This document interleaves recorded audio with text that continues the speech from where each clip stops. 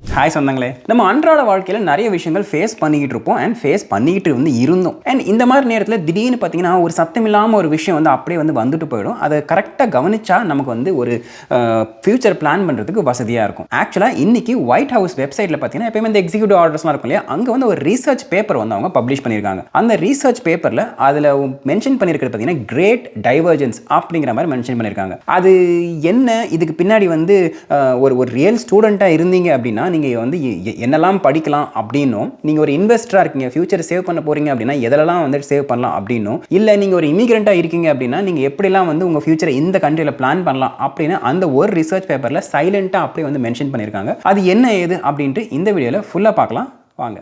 அந்த research paper நீங்கள் ஒரு படிச்சிங்க ஃபேசினேட்டிங்கான சில இன்ஃபர்மேஷன்ஸ்லாம் அதில் இருக்குது. ஆக்சுவலாக இந்த கிரேட் டைவர்ஜென்ஸ் அப்படிங்கிறது ஸ்பெசிஃபிக்காக அந்த வார்த்தைங்க யூஸ் பண்ணுறதுக்கு காரணம் என்ன அப்படின்னு பார்த்தீங்கன்னா, ஒரு 1800s வரைக்கும், அதுக்கு முன்னாடி வரைக்கும், அதாவது இந்த 1900 ஸ்டார்ட் ஆகிறது வரைக்கும் நீங்கள் ஹியூமன் எவல்யூஷனோ இல்லை இந்த மக்களோட அந்த க்ரோத் பார்த்தீங்கன்னா, ஒரு ஜிடிபியாக இருக்கட்டும் எதுவாக இருந்தாலும் ஒரு நார்மல் லீனியர் லைட்டாக தான் அப்படி இருந்துச்சு. ஆனால் இண்டஸ்ட்ரியல் ரெவல்யூஷன் வந்துச்சு பார்த்தீங்களா 1920s 1900s, இந்த நேரத்தில் தான் அதை பார்த்தீங்கன்னா ஒரு கிரேட் டைவர்ஜென்ஸ் அப்படின்னு சொன்னாங்க. விச் மீன்ஸ் தட் நார்மலாக இப்படி போயிட்டு இருக்க வேண்டிய அந்த கர்வ் அந்த இண்டஸ்ட்ரியல் ரெவல்யூஷன் வர ஆரம்பிச்சதுக்கப்புறம் இப்படி மேலே போக ஆரம்பிச்சது. இந்த மெஷின்ஸு, பெட்ரோல் இன்ஜின்ஸ், இது ரேடியோ, இது எல்லாமே அந்த ஒரு காலகட்டத்தில் தான் வர ஆரம்பிச்சது. ஸோ இது வந்தவொடனே அது அப்படியே டிரான்ஸ்ஃபார்ம் ஆகிட்டு இன்றைக்கி நம்ம எப்படி இருக்கிறோம் ஒரு 100 வருஷம் கழிச்சு அப்படின்னு நம்மளால் கண் கூட பார்க்க முடியுது.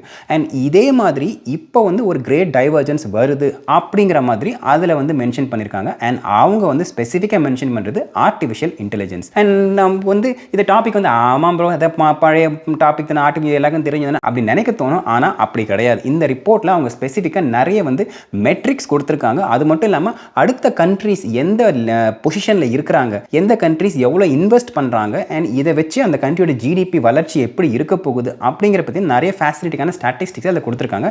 இதை ஒரு வாட்டி பார்க்க வேண்டியது அவசியம். இதில் ஒரு இன்ட்ரெஸ்டிங்கான டேக் என்ன அப்படின்னு பார்த்தீங்கன்னா, 1920s இந்த இண்டஸ்ட்ரியல் ரெவல்யூஷன் நடக்கும்போது அன்ஃபார்ச்சுனேட்டாக இந்தியா அதை பெருசாக கெயின் அடையல அப்படிங்கிறது என்னோட ஒப்பீனியன். ஏன் அப்படின்னு பார்த்தீங்கன்னா 1900 1920s நமக்கே தெரியும். அப்போ இந்தியா ஃப்ரீயாக கிடையாது. It's not a free country. அது ஒரு பிரிட்டிஷ் ஆட்சி கீழே இருந்தது. ஒருவேளை இந்தியாவுக்கு ஏதாவது ஒரு நன்மை இருந்திருந்தாலும் அதை பிரிட்டிஷ் அவங்க என்ன பண்ணியிருப்பாங்க, எடுத்து அவங்க ஒரு நாட்டை கொண்டு போயிருப்பாங்க. அது ஒரு வேற தனி சப்ஜெக்ட், அதனால அது ஓரம் வச்சிடலாம். ஆனால் இன் ஜென்ரல் டைரக்டாக இந்தியா இதில் பெனிஃபிட் அடையல இண்டஸ்ட்ரியல் ரெவல்யூஷனில் அப்படிங்கிறது மட்டும் இது ஒரு நிதர்சனமான உண்மை.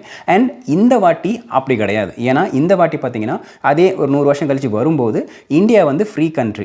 என்ன தன்னோட எக்கனாமியை வளர்த்துக்கிறதுக்கும் தன் மக்களை நல்லா மேம்படுத்துறதுக்கும் என்னென்ன பண்ணணுமோ அதெல்லாம் பண்ணுறதுக்கு கேப்பபிளான கண்ட்ரி, ரிசோர்ஸும் இருக்குது, எல்லாமே கரெக்டாக இருக்குது. ஸோ இந்த நேரத்தில் இதை கரெக்டாக பயன்படுத்திக்கிட்டாங்கன்னா இந்தியா மற்ற எல்லா கண்ட்ரியும் ஈஸியாக பீட் பண்ணிட்டு போகிறதுக்கு வாய்ப்பு இருக்குது அப்படிங்கிறது என்னோட ஃபேக்ட் பேஸ்ட் பர்சனலான ஒப்பீனியன். அவங்களோட மெயின் பாயிண்ட் என்னன்னு பார்த்தீங்கன்னா, ஏஐ ஒரு கண்ட்ரியோட ஜிடிபியை டைரெக்டாக அஃபெக்ட் பண்ணும் அப்படிங்கிறது அவங்களோட பாயிண்ட். அண்ட் நிறைய ரிசர்ச் ஆர்கனைசேஷன் இருப்பாங்க இல்லையா, அவங்களோட ஒரு கருத்து கணிப்புப்படி அவங்க எல்லாத்தையும் மொத்தமாக சேர்த்து போட்டு குலுக்கி ஒரு கம்பெனி 15% வளரும், ஒரு கம்பெனி அந்த மாதிரி ஒரு ரேட்டிங் கொடுப்பாங்க டிஃப்ரெண்ட் ஸ்கேலில். அந்த மாதிரி பார்த்தீங்கன்னா அப் டு 45% வரைக்கும் ஒரு கண்ட்ரியோட ஜிடிபி டைரெக்டாக ஏஐ ரிலேட்டட் விஷயங்கள்னால வளர்கிறதுக்கு வாய்ப்பு இருக்குது அப்படிங்கிறத அங்கே ஒரு மெயின் பாயிண்ட்டாக அவங்க மென்ஷன் பண்ணியிருக்காங்க. அதனால் இங்கே அந்த மெட்ரிக்லையும் அவங்க குறிப்பாக எந்தெந்த கண்ட்ரிஸ் எவ்வளோ ஏஐயில் இன்வெஸ்ட் பண்ணியிருக்காங்க அப்படிங்கிற அந்த ஒரு புள்ளி விவரம் கிளியராக மென்ஷன் பண்ணியிருக்காங்க.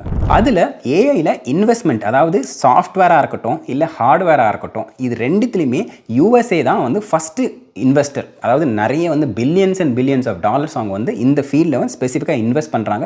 அதுக்கு ஆப்வியஸ்லி இருக்கிற டாப் 5 கம்பெனிஸ், அதாவது இப்போ இன்விடியாவிலேருந்து ஓப்பன் ஏஐ, கூகுள், இது எல்லாமே பார்த்தீங்கன்னா யூஎஸ்ஏல தான் இருக்குது. ரெண்டாவதாக இவங்க என்ன மென்ஷன் பண்ணியிருக்காங்க பார்த்தீங்கன்னா, செகண்ட் பார்த்தீங்கன்னா சைனா தான் அவங்களோட ஜிடிபியில் ஒரு சிக்னிஃபிகண்டான போர்ஷனை சைனாவோட ஆர்டிஃபிஷியல் இன்டெலிஜென்ஸ்க்காகவும் டேட்டா சென்டருக்காகவும் அவங்க செலவிடுறாங்க அப்படின்னு மென்ஷன் பண்ணியிருக்காங்க. இதில் இந்தியா எங்கே இருக்குது அப்படின்னு பார்த்தீங்கன்னா, அந்த லிஸ்ட்டில் கொஞ்சம் அப்படியே ஒரு 4-5-7 கண்ட்ரி கீழே வந்தீங்கன்னா அந்த இடத்துல தான் இந்தியா ஆக்சுவலாக இருக்கு. அண்ட் அதில் ஒரு இன்ட்ரெஸ்டிங்கான ஒரு ஃபேக்டர் என்னன்னா, இப்போதைக்கு கரண்டாக 40% of the US work force AI use பண்ணுறாங்க. ஜென்ரேட்டிவ் ஏஐ அவங்களோட அன்றாட ஒர்க்கில் அவங்க யூஸ் பண்ணுறாங்க அப்படின்னு ஒரு ஸ்டாட்டிஸ்டிக்ஸ் இருக்குது. அண்ட் எனக்கு ஒரு கன்ஃபியூஷன், இன்னமும் 40% ஆஃப் த ஒர்க் ஃபோர்ஸ் தான் யூஸ் பண்ணுறாங்களா அப்படிங்கிறது ஒரு கேள்வி. அதுவும் இல்லாமல் இது ஒயிட் ஹவுஸ்லேருந்து நிறைய ரிசர்ச் பேக் பண்ணி அவங்க நிறைய டேட்டாலாம் கலெக்ட் பண்ணி அவங்க கொடுக்குற ஒரு விஷயம்னால அது நம்பி தான் ஆகிற வழி கிடையாது. அந்த விஷயம் பார்க்கும்போது அப்போ இன்னும் 60% யூஎஸ்லேயே அவங்க யூஸ் பண்ணலை அப்படின்னும் போது, அப்போ இந்தியாவில் பார்த்தீங்கன்னா இன்னும் அந்த நம்பர்ஸ் வந்து கம்மியாக தான் இருக்கும் அப்படிங்கிறது என்னோட கெஸ். ஸோ இந்த ரிப்போர்ட்டை வச்சு நீங்கள் வந்து என்ன ஒரு கன்க்ளூஷனுக்கு வரலான்னு பார்த்தீங்கன்னா, ஒரு 3 டைப் ஆஃப் மக்களுக்கு இது வந்து டேரெக்டாக அப்பீல் பண்ணுது. ஒன்று வந்து ஸ்டூடெண்ட்ஸ். இப்போ அவங்க வந்து எமர்ஜிங் படிச்சுட்டு இருக்காங்க, 9th 10th இல்லை காலேஜ் அந்த மாதிரி ஃபீல்டில் இருக்கிறாங்க அப்படின்னும் போது அவங்களுக்கு பார்த்தீங்கன்னா கிரேட் டைவர்ஜென்ஸ் அப்படிங்கிறது ஒரு பெரிய தனி ஒரு பிரான்ச் ஆகி அது வந்து ஒரு பெரிய சிக்னிஃபிகன்ட் க்ரோத் ஆக போகுது அப்படிங்கிற மாதிரி அர்த்தம். அப்படி இருக்கும்போது எனி ஏஐ ரிலேட்டட் ஃபீல்ட்ஸ் எதுவாக இருக்கட்டும், அந்த மாதிரி எனி ஏஐ ரிலேட்டட் ஃபீல்ட்ஸில் அவங்களோட படிப்பு இருந்துச்சுன்னா அவங்களோட ஃபியூச்சர் வந்து செக்யூராக இருக்கும். நிறைய பேர் இப்போ வந்து ஏஐ வரும்போது நிறைய வேலையெல்லாம் போக போகுது அப்படிங்கிற மாதிரி வந்து ஒரு தனி ஒரு ட்ராக் ஒன்று போயிட்டுருக்கு. எஸ், அதில் வந்து ஒரு பர்டிகுலர் விஷயங்கள் வரைக்கும் உண்மை இருக்குது. ஆனால் ஏஐ வந்து ஒரு கம்ப்ளீட் ஜாபை வந்து ரீப்ளேஸ் பண்ணாது.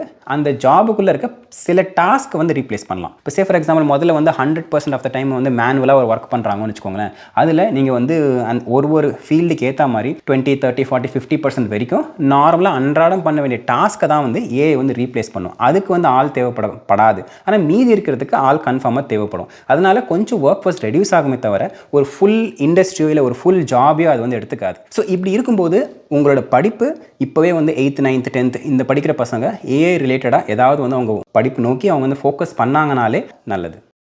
அண்ட் ரெண்டாவது வந்து இன்வெஸ்டர்ஸ் வந்து நெக்ஸ்ட் பிக் திங்கில் தான் அவங்க முக்கால்வாசி இன்வெஸ்ட் பண்ண பார்ப்பாங்க. அதில் தான் அவங்களுக்கு லாபம் இருக்கும் ஆப்வியஸ்லி.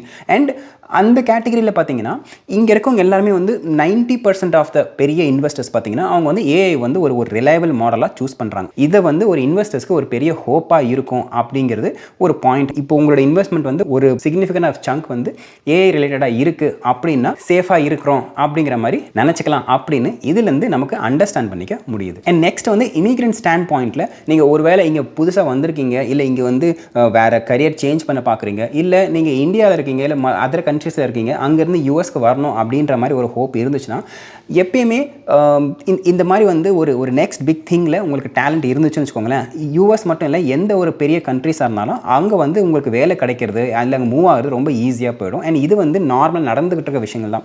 எனக்கு தெரிஞ்சு யூஎஸில் கூட வந்து எக்ஸ்ட்ராடினரி எபிலிட்டி வீசாஸ் அப்படின்னு ஒரு சில கேட்டகரி இருக்குது. நீங்கள் ஒரு வேளை வந்து இந்தியாவிலே வந்து இந்த ஆர்டிஃபிஷியல் இன்டெலிஜென்ஸில் ரொம்ப வந்து ஒரு சிக்னிஃபிகண்டான நாலேஜ் இருக்குது அப்படின்னு சொல்லி எஸ்டாப்ளிஷ் பண்ணிங்கன்னா அந்த வீசாஸ் கிடைக்கிறது கூட வாய்ப்பு இருக்குது. ஏன்னா ஒரு சில வருஷங்கள் ஒரு 10-15 வருஷத்துக்கு முன்னாடிலாம் பார்த்தீங்கன்னா அப்போ வந்து செமிகண்டக்டர் வந்து ஒரு பெரிய விஷயமா பேசப்பட்டுச்சு.